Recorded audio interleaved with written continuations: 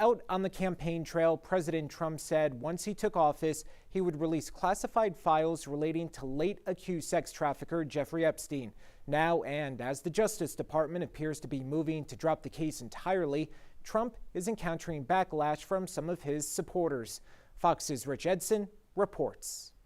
The White House is navigating criticism from some of President Trump's supporters over the Justice Department's handling of the so-called Epstein Files, the classified information the FBI compiled during its investigation of the late accused sex trafficker Jeffrey Epstein. After previously vowing to release them, President Trump has recently been pushing to move on, deferring to Attorney General Pam Bondi. These files were made up by Comey.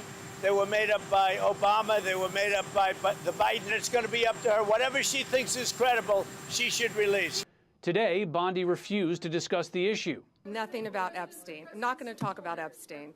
Last week, a DOJ memo insisted there was no evidence Epstein maintained an incriminating list of powerful clients.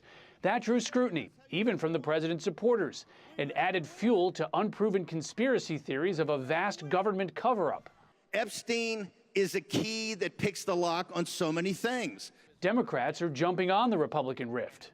All of a sudden, it's like, pay no attention to the man behind the curtain. There is no files. There was no Jeffrey Epstein. It makes us more interested. An attempt to force a vote on releasing the files failed in the House along party lines. But even some Republicans are now joining the calls for greater transparency. One of the worst human trafficking rings in American history, run by this scumbag.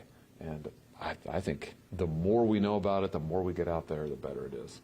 Epstein died in prison in 2019 while he was awaiting trial. The FBI says the evidence indicates he took his own life. In Washington, Rich Edson, Fox News.